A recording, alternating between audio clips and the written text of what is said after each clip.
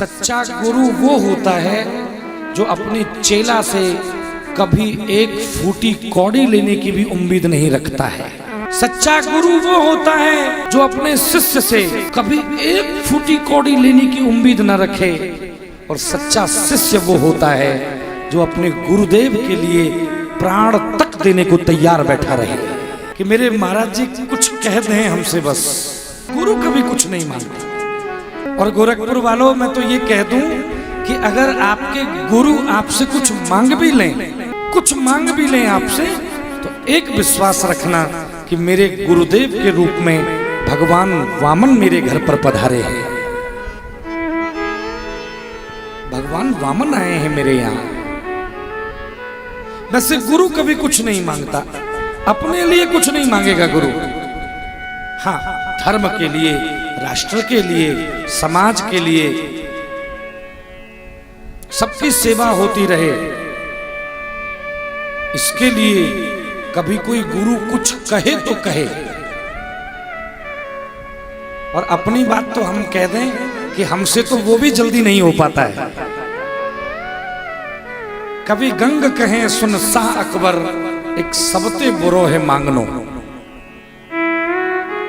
भगवान कभी किसी को ऐसा वक्त ना दे कि किसी के सामने हाथ फैलाने पड़े। हमसे तो कई बार हमारे परिकर के लोग कहते हैं महाराज जी आप एक फोन कर दो, बस एक फोन। भाग जा यहां से, भाग यहां से। किसको कर दें? कहीं ऐसा ना हो जाए कि हमने किसी को फोन कर दिया और वो बात अगर बह गई ना, तो उस समय एक गुरु, एक आचार्य, वो जैसे कोई 20वीं मंजिल से किसी में धक्का मार दे, भैया ना ना ना ना ना ना, हमसे ना हो पाएगा। किससे मांग लें? क्या मांग लें? हाँ, एक अच्छे शिष्य का ये दायित्व है, एक अच्छे साधक का ये दायित्व है कि वो अपने गुरुजी को, अपने गुरुजी के यहाँ वो कुछ सेवाएं ढूंढ ले अपने आप।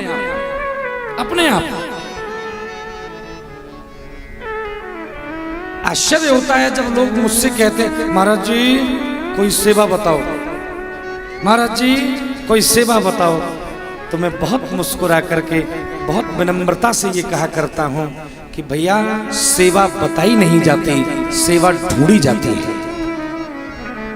अब मैं आपको बताऊं, अगर आप बहुत अच्छे हैं तो ढूंढ लीजिए,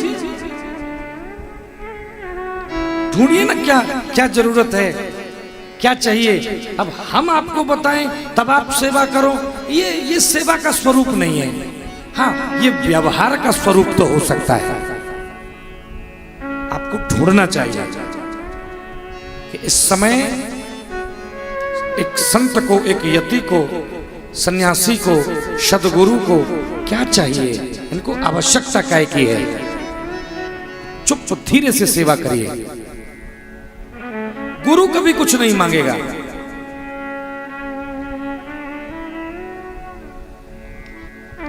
वही सद्गुरु है। और सबसे बड़े गुरु तो इंद्र कह रहा है कि कृष्णम वंदे जगत गुरुम, कृष्णम वंदे जगत गुरुम। हे कन्हैया, आप जगत गुरु हैं, आप इस संसार के अधिष्ठाता हैं। गोविंद मुझे क्षमा कर दो, कन्हैया मुझे माफ कर दो। भगवान मुस्कुराए और कहा इंद्र जाओ, मैंने तुम्हें माफ कर दिया।